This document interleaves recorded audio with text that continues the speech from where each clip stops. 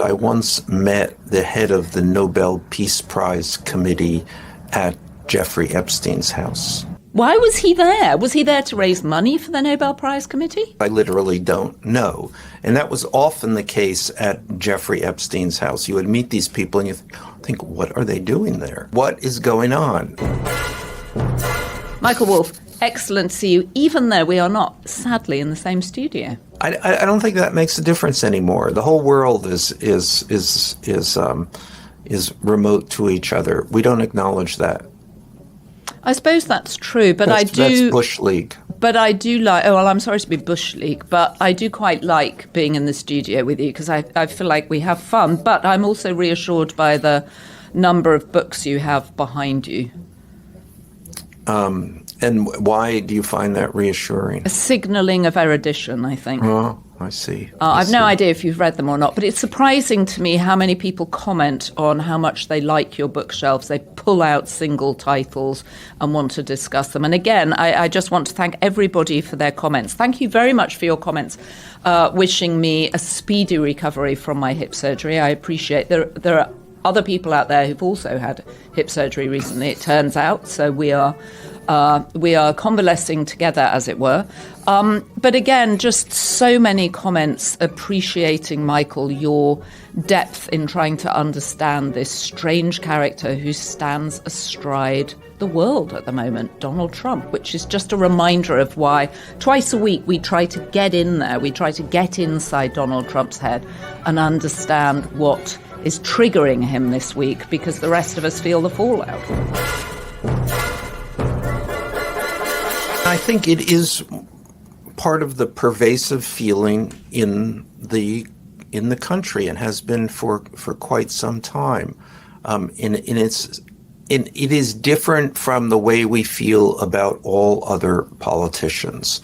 And all other politicians we basically take them for what they are. But this particular politician, Donald Trump, is so out of anyone's experience that we don't know why he does what he does, why what is happening, or what will happen tomorrow. Right. And also I think it's fair to say the opposition is still trying to figure out how to deal with him, because he is, as you say, just so completely out of sync with how we think of as politicians. You said on the podcast on Tuesday that politicians should be boring. They should be policy-led. They should be just focused on getting things done. And so many people responded in the comments saying, thank you for saying that. We're not looking for performers here. We don't need actors. We need people who just can run things.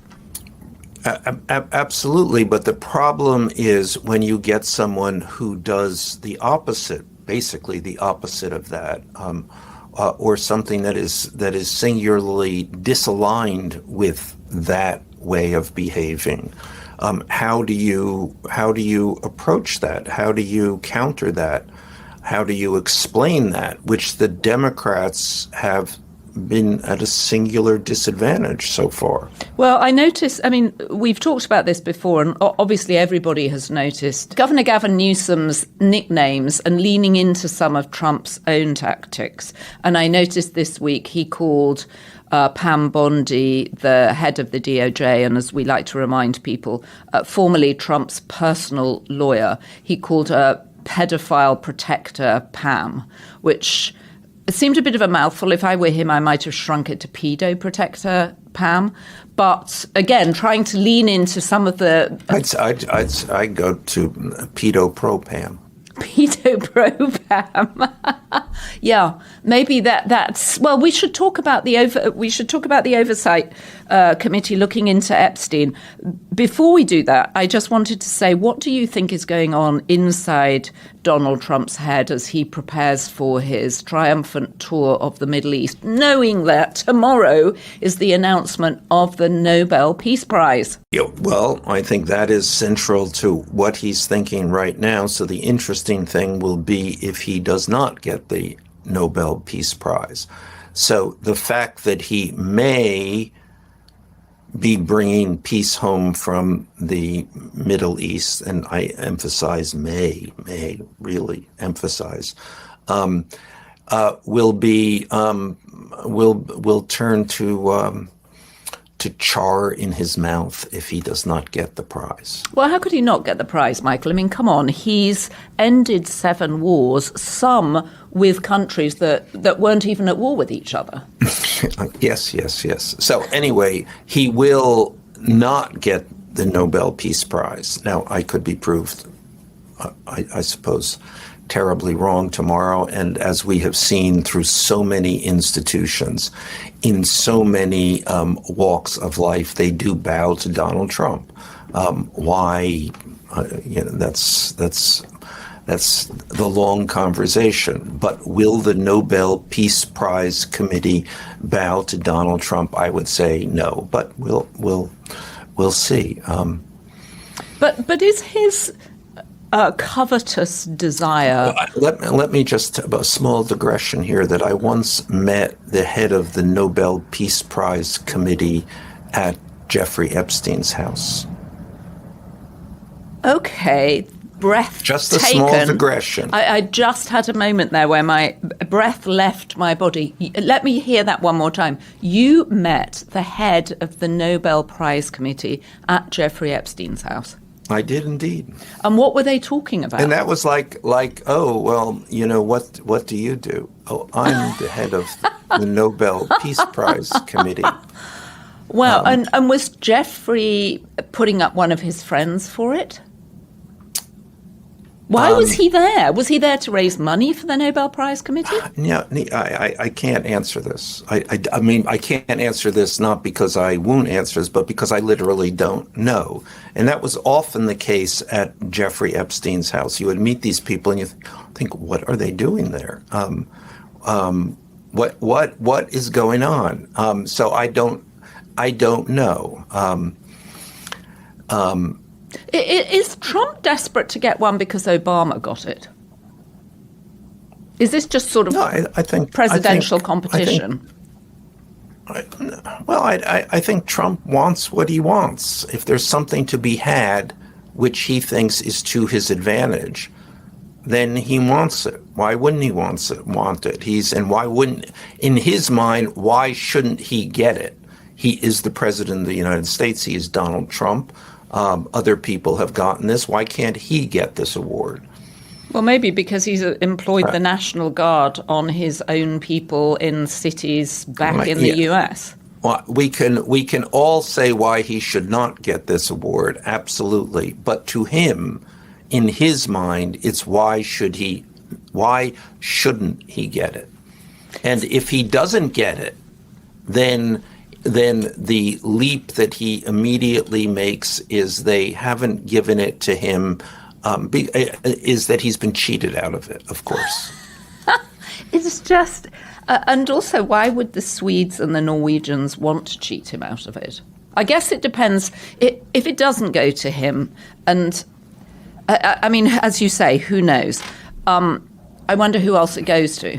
Has anybody else stopped 7 wars? It's not going to go to him. It will not. Okay, so I wonder who it does go to, because they're not going to have stopped 7 wars.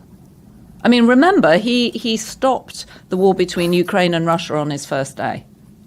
On his first day, within 24 hours. And it wouldn't have started. I mean, the other thing is, none of these wars would have started had he been president. But yes, this is, I mean, Donald Trump is a preposterous figure and says preposterous things. But were he to bring an end to the slaughter in Gaza, and so the question is, would that make him, despite all other Trumpian ridiculousness, would that make him a reasonable candidate in the pantheon of people who have brought us, who have significantly bettered the world, saved lives, managed to restore some order, sanity, et cetera, et cetera. And And is it possible that Steve Witkoff, his envoy, that, as you have pointed out, real, well, at least we assumed real skill was in real estate development, largely in downtown Manhattan. What if it turns out that Steve Witkoff was actually a diplomat in hiding all along, and he just missed Steve his Witkoff way? is one of the great dummies of all time. Can he transform that into diplomatic genius? I can't even go down that road. I mean, I don't want to go too far down this road, because I really, so many people in so many instances, so many American presidents have ended up as dupes for peace in the Middle East, that I think we ought to give this at least a few hours to see what actually is happening there. Well, he appears to be getting on a plane to go out to the Middle East this weekend. Meanwhile, the Oversight Committee was meeting this week to discuss all things Epstein. Can you bring us up to date? They, in particular, talked about photos, which I know you've seen. I think I was the hidden hand in at least one in a notable confrontation between one of the senators, Senator Sheldon Whitehouse. I always think that's a curious name for a senator. And Pam Bondi, the Attorney General. So Senator Whitehouse asked her about reports of these pictures of Trump and Epstein, and let's get into that in a second. And she responded effectively saying, "Why are you asking me about pictures? You're the piece of garbage scumbag," or something to essentially that. Well, and these were notes of attack that she'd actually written down, which a photographer rather brilliantly managed to take a snapshot of, and they were all her attacks on the Democratic senators, including Adam Schiff, once they started asking her questions. And I think for Senator Whitehouse, she had an attack on the fact that you're a friend of Reid Hoffman, you've taken dark money. I mean, she went on full attack instead of answering the question, does she know if there are photos? Yes, I mean, very particularly did not answer this question, did not address this question, did not answer this question. And this is what used to be called, I mean, in this day and age, it's just business as usual, but what used to be called stonewalling. I can't answer the question because the question will incriminate me, or in this case, incriminate the President of the United States. So, and so she did not, and she successfully did not answer the question. But let's just go back and let me just say, because what they're talking about, the pictures. Yep. The pictures are pictures. I am one of the people who has seen these pictures, and these are pictures that Jeffrey Epstein would take out of his safe and kind of display on his dining room table, almost as you would playing cards. This amused him to have these pictures. Okay, so Michael, I want you to set the scene for us. So what time of day is it? Where is the safe? Does he bring them out in a manila folder? Are they in an envelope? Are they in an album? Does it look like his birthday album? I mean, give us more. This is so hard to get your head around, that here is this man who's on the one hand entertaining the head of the Nobel Prize Committee and the former head of Harvard, Larry Summers. And then in his safe, he has these photos of the president and surrounded by topless girls. Yes, I want a full picture. Anyway, this happens. All of Jeffrey Epstein's, or a good part of Jeffrey Epstein's day, was conducted around his dining room table. This is a dining room table that would have, I guess, comfortably could seat, 24 people, maybe more. Baronial, I would describe it as, and in a dining room that was also befitting of this kind of kind of table. I mean, it was a weird kind of, and I kind of got used to this. So I forget the initial shock that I had when I walked into this house and this room. And I remember saying something to Epstein about it, because how could you not? It's just, this is not the way other people lived. And I kind of, summoned a compliment, or like, wow, this place is incredible. And I remember he then took his knuckle and rapped on the wall, and he said, "Fake, it's all fake."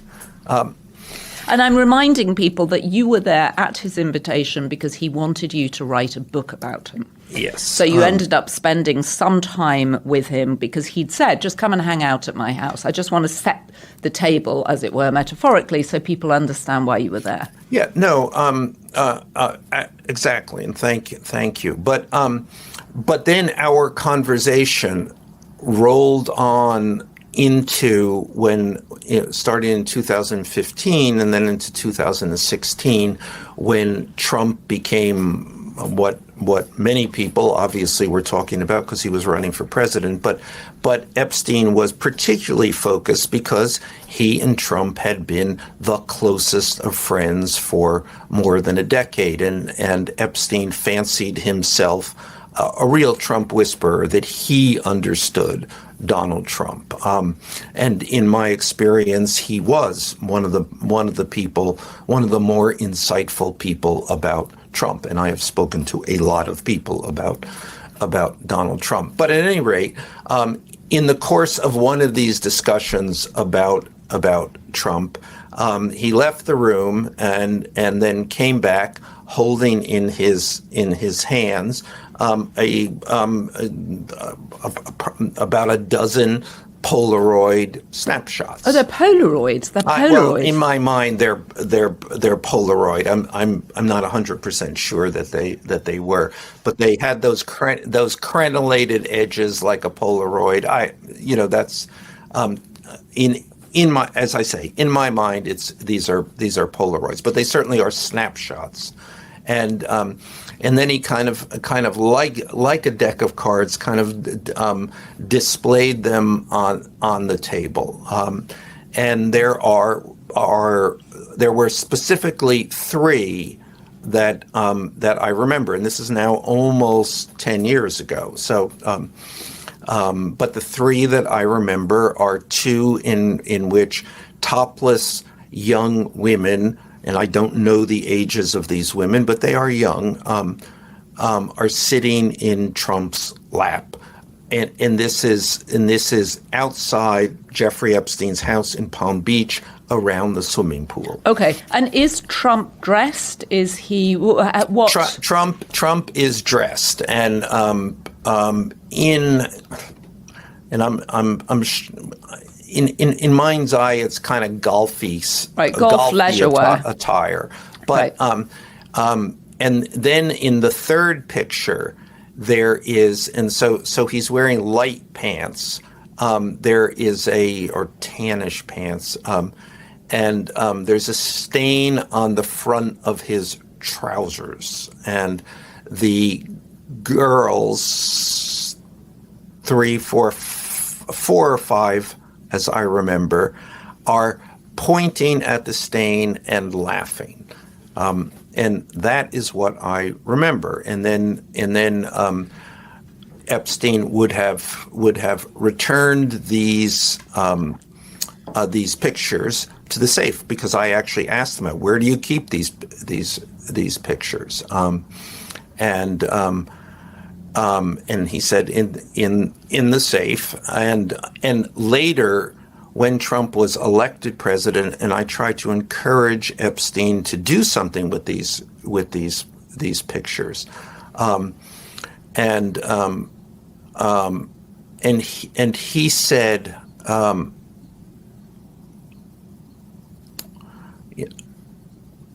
I can't now. I may be such and such, but I'm not crazy. Implying that he had some reason to fear the wrath of Donald Trump. And by stain and everybody laughing, are we assuming that Donald Trump was eating a sandwich and somehow mayonnaise slipped out and stained his pants? I don't know. I can't. I'm not making any assumptions here, and I don't want to say more than I know. I do not know, for instance, that these photographs were in the safe when the FBI raided Jeffrey Epstein's house in July of 2019. Is it reasonable that they might have been? Absolutely. I mean, on several occasions, we discuss where he kept those photographs in the safe.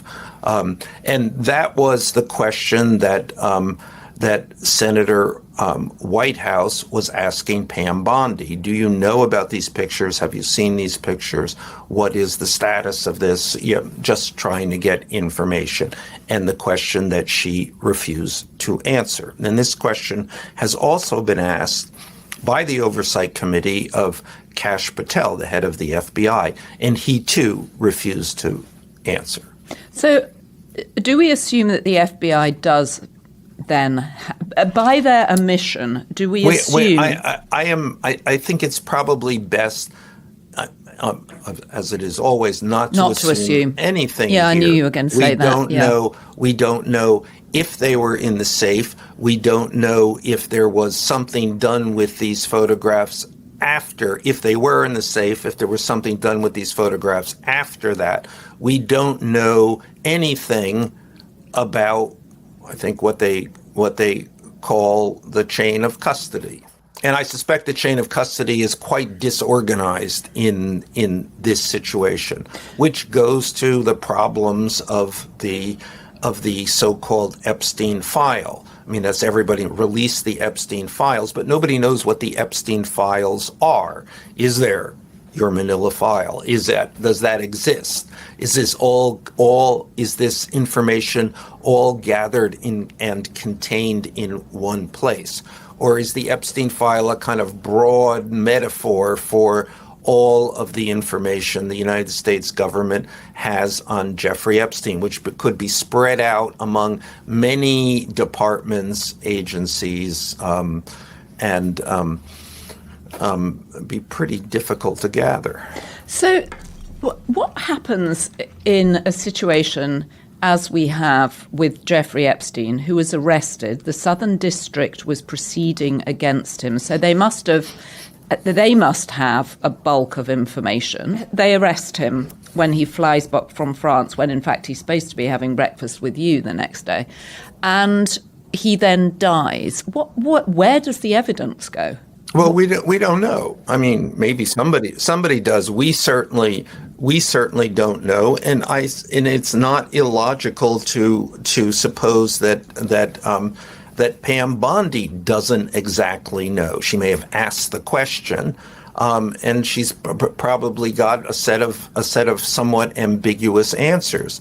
And what is the in terms of the process of bringing all this information together, what the Southern District has, what the what was obtained in the Florida investigation, and then there's the federal investigation in Florida, and then there's the local investigation, and he was actually convicted under a state charge and not a federal charge, and convicted. He pled guilty to the state charge. So who has this where, in what form? And do these, I mean, if you're the Southern District, is it possible you just throw things away once someone's died and you think, well, that's the end of it? Well, I have no idea. Right. I wonder why the Oversight Committee doesn't reach out, or perhaps they have done, to the Southern District and say, we would like everything you have on Jeffrey Epstein. Theoretically, reaching out to the Justice Department. I mean, the Justice Department controls the Southern District, theoretically. Although one of the issues, and that was, is certainly involved with Epstein, the Epstein side's thinking about this, is that the Southern District was acting not only independently of what's called main justice, but they were possibly antagonistic to it. And their ultimate investigation was possibly about the President of the United States, Donald Trump. And they might well have thought that by arresting Jeffrey Epstein, they would get a source of information, incriminating information about Donald Trump. We don't know that because not long after his arrest, Jeffrey Epstein was dead. But one of the questions. Right, one of the questions, as you say. So the FBI has stonewalled. Pam Bondi was stonewalling. In fact, she went on the attack, as we know from her notes. And I want, if you haven't read, if you're listening to this or watching this and you haven't read the story and seen the photos of her handwritten and printed notes about how she's going to go on the attack against Adam Schiff and Senator Whitehouse, it's really worth looking up at the Daily Beast. I urge you, because we covered it really well, and it's fascinating to see someone's handwritten notes, a bit like Kash Patel's, affirmation notes when he went in to face them. It's all sort of planned in advance. And of course, here I am with my notes, so I'm not pretending you shouldn't have notes, but it's just interesting when you see the head of the DOJ go in with pre-planned notes, all in order. It's important to realize that there's an enormous amount of stagecraft that goes into appearing before Congress. I mean, from the outside, it's just you're a government official, and Congress has called you to answer questions, but that's not what's going on here. I mean, it is from both sides, from whoever is conducting the panel, Democrats and Republicans, a stagecraft. This is a stagecraft event, and for the witnesses, it is a stagecraft event, and the stakes are very high. Well, and as you are always saying, audience of one. Donald Trump is watching this as if it were a television show. And I couldn't help thinking when he was doing his roundtable on Antifa that there was stagecraft involved in him sitting there, Pam Bondi sort of, trying to sort of fend off various questions from people, and then Marco Rubio suddenly arriving behind her and presenting Donald Trump with a note as if he was about to announce the winner of the next episode of The Apprentice, and they were slightly shaking it up. And in fact, we saw again the note which said, we need you to approve the Truth Social post so you can go out and announce we've secured peace in the Middle East. That all felt very staged, as if Mark Burnett were the producer or were indeed in the ear. Yeah, and the other thing is, I mean, the Pam Bondi appearance and her response, I mean, it was kind of extraordinary, because usually there is at least the pretense of decorum, of back and forth, of at least seeming to be responsive, I think is the term of art. And this was exactly the opposite. This was literally, you're a dirty scumbag, or along those lines. And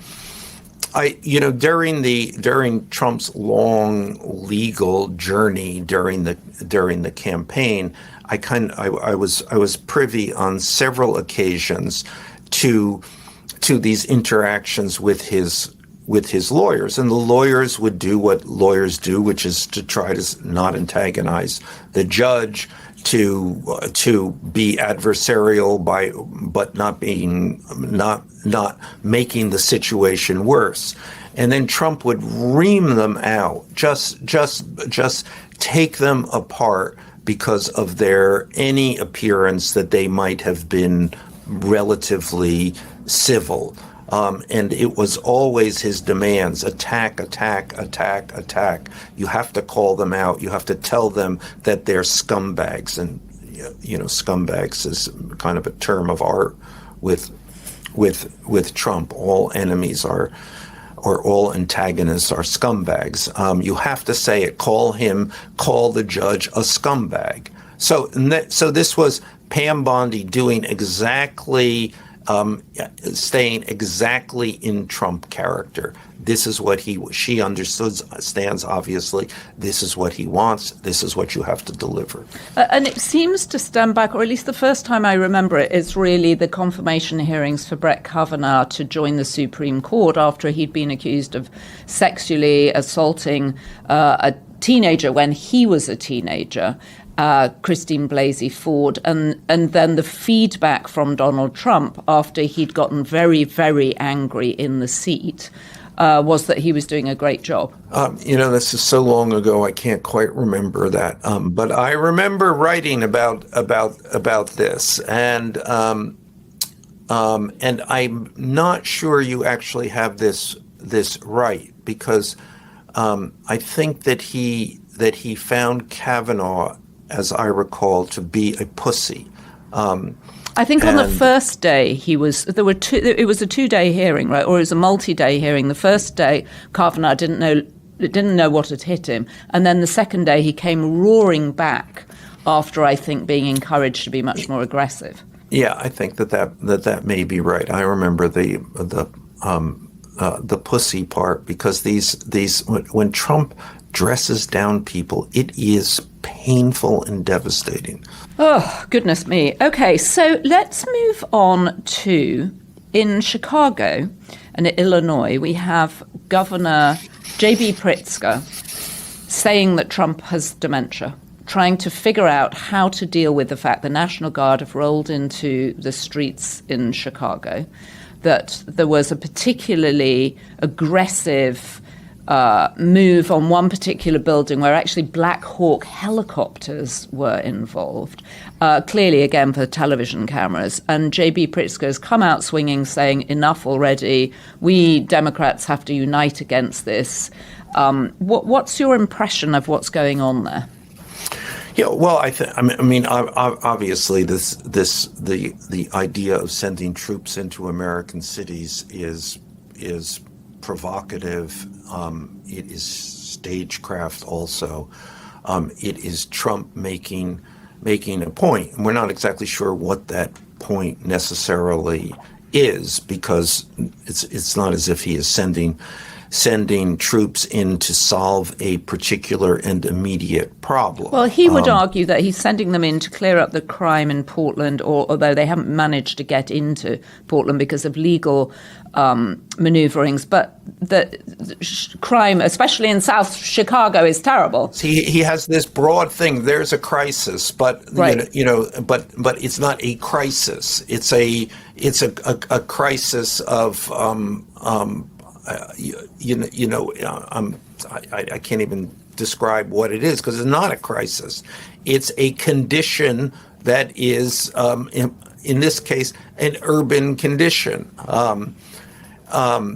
So and in the extremely rare instances where the federal government sends in troops, extremely rare, there is a clear and present danger is going on. That obviously is not happening. So we don't really know, and we would be hard pressed to say what's the measure of success here. What is the goal? To get rid of crime? Okay, well, good luck with that. So on the one hand, we have that, the statement that Trump is making, and I think largely the statement is, I can do this. These are my troops, and I think it's also kind of a threat, but again, a threat to what we don't know. But in the Trump world of dominance and submission, he is expressing his dominant authority. Now, and then it's a question of how Pritzker responds to this, or the governor of any of these particular states.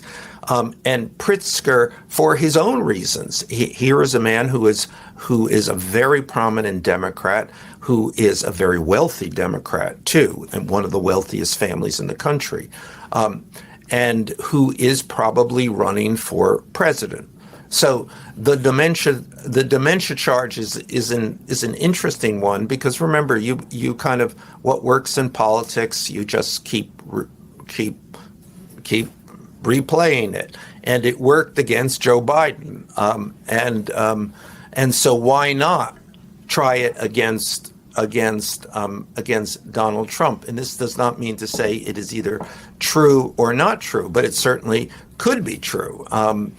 You know, of the many things that might explain the inexplicable about Donald Trump, the fact that he might have cognitive impairments is certainly one. And I was going to say, we had Dr. John Gartner on the show, on the podcast about 3 weeks ago, and he went through why he thought Trump was definitely displaying symptoms of dementia, because we've seen him in the public eye for the last 40 years. So there are a lot of ways you can map what Dr. Gardner was arguing was his mental decline. So you have a lot of speech patterns, and speech is often where dementia shows up first of all. And so you can see the decline in his speech patterns, in his vocabulary, and how he speaks to people, in his level of aggression. And if you haven't listened to that, I urge people to go and listen to it. It's the Daily Beast podcast with Dr. John Gartner, because it's really a very interesting diagnosis of someone that we see in plain sight. Yeah, no. I mean, I think it's a kind of simplistic view. It's how do we explain Donald Trump, which is a very difficult thing to do. Well, yes, an easy explanation would be that he is off his rocker, and I think that is partly true. I don't know if it's true because of dementia, or because he has always been progressively and peculiarly off his rocker. But these are the kinds of things, and we will probably see this more and more. And as we head toward 2026, what is the case against Donald Trump? And Pritzker is stepping forward aggressively to make this case, and he is also calling out other Democrats. You're not stepping forward. You're wilting in front of this guy. You're trying to rationalize your approach to politics, and that would be we've seen Chuck Schumer especially do this. Although, just to remind everyone, the government close down continues to go on. So the background of everything that we said here is a government that is not open for business. So, but at the same time, the government not open for business is invading Illinois. Right, and where we hear that for the most part, the National Guard is actually sort of picking up litter, and they don't know what they're supposed to be doing there either. Yeah, no, I mean that is, and that goes from the top down. What is the mission here? To get rid of crime? Well, that's not a mission. That's a And also there's a police force to do that, right? There is actually something in play already set up in all cities to deal with this. So it's not like you need to send in the National Guard. Yes, exactly. So what is going on here? What does Trump want other than a show of force and a show of his own power? And I think I've just answered my question, because that is clearly for Donald Trump quite enough. Well, and I think you've also often made the point that at the center of some of Donald Trump's actions there is a kernel of truth. And what he's trying to get at here is the sense that some of these cities do have crime problems and they are out of control. And now we know that for the most part. But even that is not true. There is urban crime. That is true. But in almost every situation, crime is less than it was. However we want to define the arc. Right. The data in all the big cities, i.e. democratic cities for the most part, is that crime is down. But I think he's drawing on images sort of rioting in 2020 around the whole George Floyd moment. And I am still staggered when I meet people and they hear I live in New York and they go, oh my goodness, is it safe there? Are you allowed to walk out at night? How do you manage that? Well, look, a law and order as an issue, especially for Republicans, has been a traditional winner. And in a way, it's an interesting thing because, Trump sets this up and kind of smartly sets this up. This is about law and order, and then leaving the various blue state governors to talk about constitutional process. What's the winner there? Right. Law and order or constitutional process? But having said that, then it's this other kind of fascinating thing of demanding that laws be obeyed that basically are not being broken. In Washington, where he sent the troops in, there was, again and again, the troops were told to make arrests, and they would make arrests because that's what they were told to do, and then judges in the Washington judges would then throw out these arrests. So nothing has been accomplished there. So you mentioned the shutdown. Do you think the Democrats are winning that particular PR battle in terms of how the medical insurance premiums are going to go up? Marjorie Taylor Greene has come out and said the Republicans have got this all wrong because her son or her children, I think in their 20s, are going to see their premiums doubled. Imagine being Marjorie Taylor Greene's child. Marjorie Taylor Greene's had two moments, though. She's joined Ro Khanna's. She's an interesting character. She's an interesting character, Marjorie Taylor Greene. No, I would say she's finger in the wind. We should pay attention to where she's. She's something in the wind, but actually to her weather report. On her Epstein point and on her medical insurance point, she's leaning in. Yeah, no, I think yes. If I had to say advantage at this point, I would say minor advantage, the Democrats.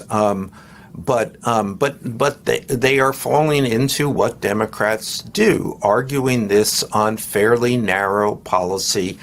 A policy basis, and certainly an important policy, and it will be a shock and a burden to many people when they do find out what this is going to cost them for their health insurance and for a tax break for the rich. But having said that, the opportunity here. The opportunity, because you have the attention of the public, is to make it stick, make it last. And I think healthcare is healthcare compared against the enormity of everything that Trump is doing on all fronts is weak. Is it possible he returns from what we are or what I am? Is it possible that he returns from a jubilant weekend in the Middle East and comes back to the government shutdown and just thinks, you know what, I want this out of the way. We've got to get rid of this now. This isn't feeling good. Yeah, of course it's possible. Everything is possible. One of the problems with reading Trump is all things are possible. All things.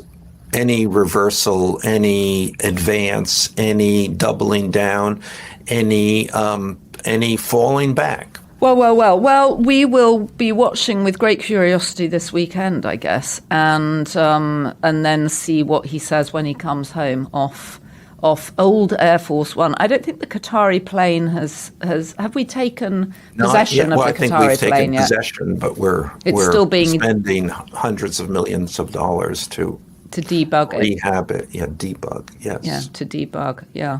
All right, Michael. Well, let's just pay attention. And obviously, you'll be my first call in the morning when we find out who's got the Nobel Peace Prize. And as you say, everything's possible. And you ran into, headline alert, the head of the Nobel Peace Prize Committee at Jeffrey Epstein's. So everything is possible. Until next Tuesday. Until next Tuesday. Would you like to read us out and remind people to subscribe to The Daily Beast and indeed to our channel and to leave us comments, because we love the comments? We love the comments. We read them, actually. Actually, Joanna obsessively reads them. I do obsessively read them because I think of it as listener feedback. And I know at the beginning you were like, I'm never going to read the comments. And then you started reading the comments and you were like, these are fantastic comments. They're really intelligent. They're thoughtful. They're articulate. More precisely, Joanna reads them to me. So you get the call. You've got to hear this. You've got to hear it. Well, so please, it is. I mean, they're completely interesting. They're really responsive, and I commend everybody. It's a high level of conversation. I know what we haven't discussed, and I want to discuss, and that is the reappearance of Melania Trump. Should we talk about it more on Tuesday? Because you have a theory behind it, but we would be negligent if we didn't mention the Navy hooyah that she gave.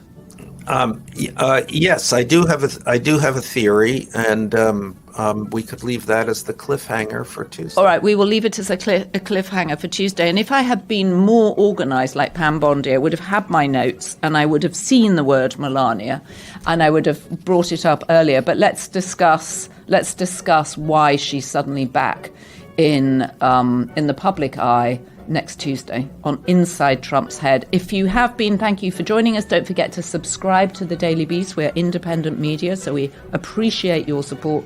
Please join the Daily Beast community so you get extra time with me and Michael Wolff. And if you haven't been this week, don't forget, be Beast. And a shout out to our top tier Be Beast members, Karen White, Heidi Riley, Connie Rutherford, Sharon Shipley, Andrea Hodel, and Free DC. And thank you to our production team. Michael, can you remember their names? No. Devin, Anna, absolutely unacceptable. Jesse. That's good. That's good. I can't do last names. Devin, Rogerino, but Anna. Who needs them? Everybody needs them. Devin, Rogerino, Anna von Ursen, and Jesse. And I know that actually Michael, though he appears as if he can't remember your name, is extremely grateful for all your support. As am I.